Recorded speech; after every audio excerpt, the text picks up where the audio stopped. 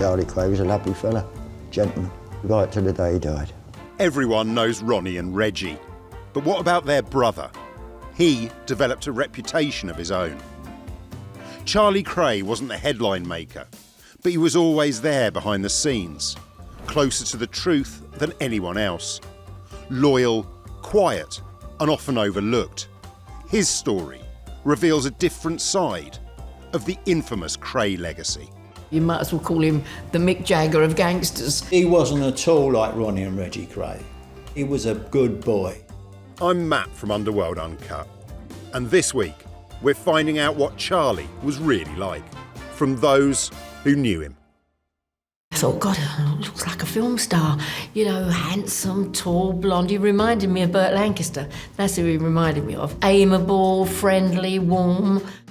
Charlie Kray was born in East London, the son of Charles and Violet Kray. They were the Kray brothers. There was three of them. There was Charlie Kray as well, who was the older brother. Everyone has said that Charlie was a hail fellow, well met, not a gangster at all. He was working with a buyer who used to buy crooked goods, you know, to put it that way, which covered a whole range of different things. And he used to come over to South London to buy these and to sell to the East End. You know, the poor families used to get something a bit cheap. And that's when I first met Charlie. I got to know him. That's how we formed a relationship, and that went on for years. Never met the twins, or didn't wish to, you know. But eventually they wanted to meet me, you know, so I finished up meeting them. Despite being 7 years younger than Charlie, Ronnie and Reggie were always ferocious. The twins were only young then, but there's something about them that was destined for to be notorious, you know, because they was a bit unruly, to say the least. I remember the first time I went to their home, and they were out in the backyard punching the daylights out of each other, you know. And the old man and Charlie had to go out and stop them. He used to say to me, Charlie, have a word with them, you know, the twins, and see if he can talk some sense into them. But of course they was too young and fiery. They wouldn't listen to what you had to say. You go in one ear and out the other. They still do what they wanted to do. Very unruly, really. Freddie's relationship with Charlie kept him tethered to the twins. Charlie was the one who always came to me and said, can you help the twins out? They're in trouble, they've done something stupid, they've done something silly. I mean, when Jack the Hat, I was in my bed at 3 o'clock in the morning. I was asleep when all this thing was going on. They wanted me to help them out, to clear up the scene afterwards. But these were these situations that was really getting out of hand, and I used to say to Charlie, I can't have this anymore, you know, this is ridiculous. And Charlie was the main reason I helped them the way I did. For 20-year-old Maureen Flanagan, a chance encounter with Charlie Kray would also change the course of her life. Well, the first brother that I met was Charlie Kray, actually. I met him in a little afternoon club in the City Road. I saw this handsome man, you know, beautifully, immaculately dressed. I asked some people who he was, and they said it's Charlie Kray. Well, that meant nothing to me. I'm a North London girl. I come from Islington. I'm not an East Ender. So the name Kray I'd never heard of. He remarked about my hair, what gorgeous hair I had. It was all hanging down long and blonde and looking quite glamorous, I suppose. And I said, I'm a hairdresser. And he said, oh, God, you don't do private work, do you? I said, I do. I thought he was going to ask for a haircut, thinking, you know, like a bit of a chat-up line. And I said, I do. He said, oh, you wouldn't go home and do my mother's hair. Maureen first visited the Kray family home at 178 Valence Road in 1961 to give Violet her first and what would become her weekly shampoo and set. So I became sort of like intimate friends with her, sort of like a daughter, like an adopted daughter, you might say. You know, she gave me little chocolates to take home. A couple of times she gave me flowers. Sometimes I bought her flowers. So it became a two-way friendship. But I really, really liked her. Maureen would go on to be friends for life with the Krays. especially Charlie. Charlie used to tell me a lot of things because I got on very well with him. In his book, Charlie Kray calls me the sister they never had. He recognised this between me and his mother. We used to talk a lot when we were sitting there, Violet and I. I used to say, I think you laughing, I think you favour Ronnie a little bit. Well, no, I don't really. She said, I love all my sons. I thought, well, I can see that Charlie has been really left out. And he adored her. And he was the one that looked like her. Blonde, blue-eyed, like her, where the twins was like their father. Dark hair, dark eyes, frightening eyes from Ronnie. Maureen wasn't the only one to notice Charlie was left out. When he was talking, Reg, in the conversation, he always referred to his brother. Oh, Ron said this and Ron said that, so there was that closeness and everything. Never Charlie. It wasn't so much Charlie, it was always Ron. Charlie once described himself as a human punchbag for his fierce twin brothers. He was clearly different to his younger brothers. Charlie's personality meant that people warmed to him. Everybody loved Charlie. Champagne Charlie, as we used to call him. Everybody liked him, and he was the guy, he was the meter and the greeter. You might as well call him the Mick Jagger of gangsters. I mean, for a front man to walk into a club and meet Charlie Kray, charming, the smile, good-looking, blonde, blue eyes, beautifully dressed, and could talk to anybody. There was never any competition with Charlie. The competition was with the twins. Very competitive. What one had, the other one wanted, or wanted to do better. And we've heard some funny stories over the years, and it makes us laugh. We heard people saying how they knew Ron and Reggie outside. You think their age, they must have been 2 or 3, and they just... I never met them outside, apart from Charlie. I met Charlie outside, and we used to see him on a regular basis. But, yeah, just a thoroughly nice guy. And everyone else we spoke to agreed with the Frasers about Charlie Kray. He's lovely. Gentleman. He was a gentleman.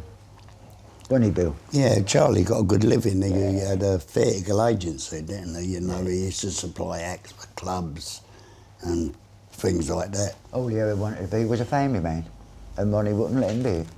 Because every time they got in bother, they get on to Charlie, wouldn't they? Because he's their brother, and you can help your brother. That's what families do, don't they?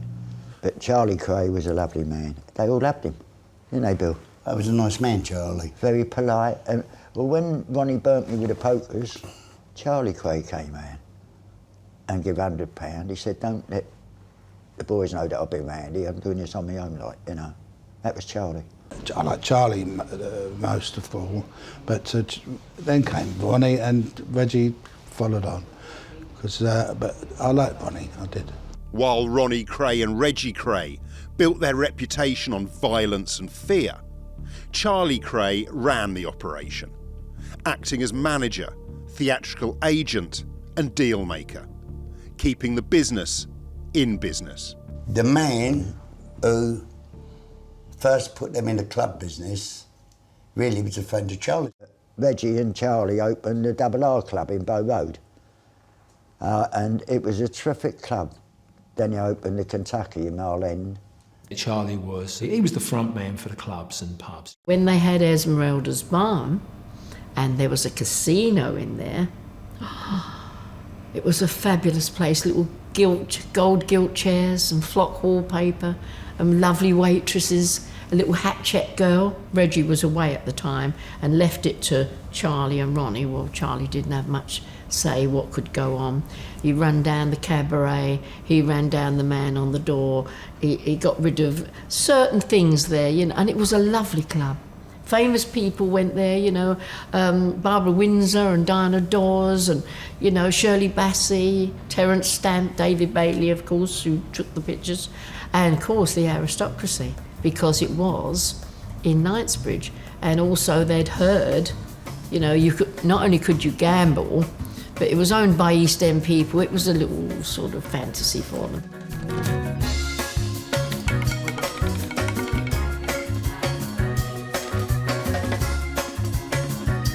And he decorated a lot. He decorated 2 clubs, went down there with the painters and decorated and stood there and painted. We couldn't believe it. Though many feared Ronnie and Reggie, Charlie carved out his place as the friendly face of the firm. Charlie would have been the best front man of any club, snooker hall, boxing club, whatever they had. I would have put Charlie Kray in the foyer to, hello, how are you? You look wonderful tonight. If you brought your 80-year-old mother to the club, he'd make more fuss of the 80-year-old mother than the 18-year-old daughter. Hello, oh, she's not your mother. You know, oh, you look marvellous. I've got a special table for you. Follow me. Everybody loved him. But Charlie always knew when to keep his younger brothers out of a plan. We'd been to a party and there'd been an argument there between Mickey Riley and Ronnie Kray, because Mickey Riley was Billy Hill's nephew, and there was something about, he felt we were doing something up in Leicestershire, and he felt that Mickey was trying to hold something back. And Charlie had already warned me not to tell the twins anything, because they would want the money before we even got to it. They were that kind of people, you understand? They were accused by robbers of the time in the East End of being thieves' ponces, because they would take money from thieves. So if you'd done a robbery somewhere, if you'd stolen a lorry load of meat or whatever out of the docks, the Krays got to know about it, they wanted a slice of the action, they wanted money. Despite being nothing like his brothers, Charlie was always there when they needed him, even when their actions went too far. There was general invitation to a party. We go downstairs, we have a drink, and then an argument starts between Reggie and Jack McVitie. It went from an argument to threats, and it went to a bit of a fight. It went to Jack trying to escape, and Ronnie Hart, the cousin, going getting a knife from out the kitchen and putting it into Reggie Kray's hands, and then saying, kill him. On the 29th of October 1967, in front of a room full of witnesses, Reggie Kray murdered Jack McVitie. There was McVitie's body laying there, and now we've got to move that body. We get McVitie's body and put it in the car. This thing about putting a body in a boot is ridiculous. We put him on the back seat because you'd never fitted him in the boot of the car. The car runs out of petrol outside a church where there'd been a wedding that day, because all the confetti was on the ground. The body was left in the car there. We drop Ronnie Bender back at Charlie Kray's flat and we go home, and Tony and I are then talking about what's got to happen because we've got to safeguard ourselves.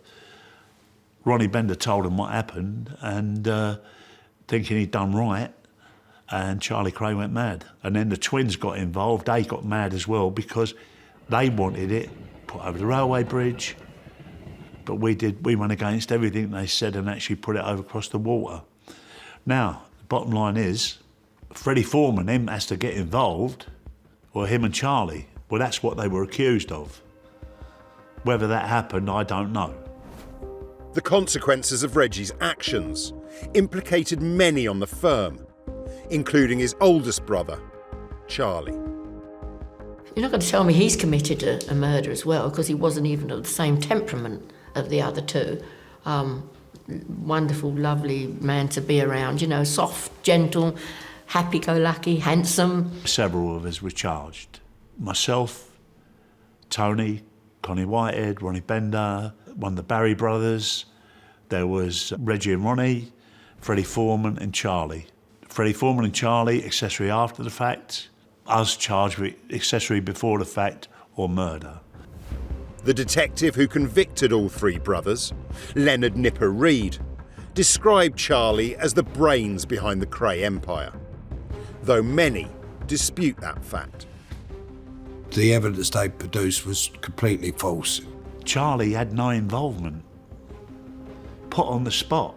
They said they came and got, when I was in bed when all that mayhem was going on, and same as Charlie was, and we was both got out of bed at like 5 in the morning, later than 7 in the morning or something. And it turns out that the one who's supposed to have come over to my pub, this Hart, who was their cousin, one of their relatives, the twins' relatives, and he came to my pub pub, he said, and he parked. Well, where did he park? He parked turned on the corner there. He parked on the corner, and Charlie came round and knocked on the door. There was no knocker on the door. There's a bell at the top of the bell. He had to stand on the step to ring the bell, but he knocked on the door. And I opened the window, the upstairs bedroom window, which was turned out to be a broom cupboard that screwed and bolted, never been opened since I've been at the pub, you know. And he could see round the corner. He had vision where he could sit here and he could look round that corner and see Charlie around the corner again, and he could witness Charlie knocking on my street and me going in, and then staying in my pub for 5 or 6, 10 minutes and coming out again and driving back to the East End. And that was the evidence that got me convicted. That was all it was. It was outrageous, you know. And it was manufactured. And Charlie and myself both finished up with 10 years apiece. Charlie Kray was sent to HMP Chelmsford in Essex. I didn't think Charlie would be sentenced to 10 years. I just couldn't fathom that. I don't think he ever got parole either. I think he'd done the full term. He was doing a 10, so he had to do the full term. 6-8 out of it. Yeah. And in them days, 6-8 was a long time. Well, it's a long time now to do in prison, but it was to them. And when he come home, he was a good man. He come home, still done his hair in a funny old way. Former gangster David Fraser and double killer Norman Parker both spent time in Albany prison with Charlie Kray. Him in 1972, he was in Albany. We was in the same football team together. And a little bit further along on the sentence, I was actually with him in Mason, and I actually was with him when the situation happened about his wife Dolly, where it come out that she was sleeping with someone and that guy was falsely accused of being on a robbery, and she come forward, and it was very courageous of me. It's a shame about it with Charlie, what happened. And all the sniggering and the press media was demonising him over it, and he took it quite well, Charlie, you know, and he just shrugged his shoulders. He said, I've lost a wife. He said, at least an innocent man never went to jail. I did see Charlie Kray coming to Albany, and he had several mugs around him because he wasn't at all like Ronnie and Reggie Kray. He wanted to get out of prison. He was a good boy. He was behaving himself, trying very hard to get out of prison. He was a funny man inside the jail. I mean, someone put a cannabis plant in his little pop thing once. I always remember that up in Albany because he eating the windows on the landing. He said, I wonder what that plant is. We was all laughing about it. The best bit was when Charlie was released after 7 years, and she had a little party for him in a pub in Old Street, and we all went. That was lovely. Everybody came. It was absolutely packed. He looked the usual Charlie Kray, but by that time he'd gone and had a couple of sunbeds. He always wanted to be tan. When Charlie was released from prison, he became the twins' man on the outside, making money for himself and his brothers by promoting the family's legendary reputation. They earned money out of it while they were sitting in jail. And they become a brand, you know, because you couldn't make them up, could you? You know, you couldn't make them up. We've always thought they earned more money in jail than they ever did when they was out of jail. A sudden illness in the family would see Maureen further bound to the Kray family. She didn't tell any of us that she had cancer. It was Charlie Kray that told me. And then the next thing I heard that she was in hospital, was sitting either side of the bed, and she said, would you promise me something? And I said, well, of course, what do you want? She said, I want you to promise me that when I die, I said, don't talk about dying, Violet. You've got something to live for. The boys will be coming home. No, she said, when I die, promise me that you'll still continue the visits. And the next day he phoned me up and said she died. And I made that promise and I kept it. Maureen continued to visit the Krays for another 18 years. In this time, their status continued to grow. And in April 1990, the first major motion picture about the Krays was released. I said, how much money did you get? And he said, I think it was 85 grand or 83 grand a piece. That's 83 for him, Ron, and 83 for Charlie. But in 1996, London's Metropolitan Police came knocking again for Charlie Kray. The police made sure that Charlie wound up getting arrested years later, who never saw any drugs or wasn't involved in drugs, but got 12 years when he was 72 years of age. Charlie was convicted of attempting to smuggle £39 million worth of cocaine into Britain. When Charlie was dying, when I saw him and in Parkhurst, when he was days before he died, he said, "I'm sorry what the twins put you through, the grief they caused you, Fred." And I said, "I didn't do it for the twins, I did it for you, Charlie. You was my pal." You know. Poor old Charlie had an heart attack and he was ill when he went in, and they knew he was ill. And what they done to him was wicked. Disgusting. That was disgusting. Charlie was 73 years old and a little over 3 years into his 12-year sentence when he died. So what sort of a legacy is it leave for young generations who are coming through to say, well, look what happened to them. You want to follow in their footsteps? The three brothers all died in prison. Sad story. And it doesn't advertise committing crime, does it? Well, I suppose that's what they intended. Charlie is buried in the Kray family plot at Chingford Mount Cemetery in East London. In the end, Charlie Kray emerged as the strategist behind the family's criminal enterprise. While his brothers thrived on notoriety and fear, Charlie played the affable front. But his easy manner belied a central role in building and sustaining the infamous Kray name. Thanks for watching this deep dive into the lesser-known Kray brother, Charlie. For more stories from Britain's underworld, make sure to like and subscribe, and comment below what stories you'd like to see on the channel. This is Matt from Underworld Uncut. See you on the next one.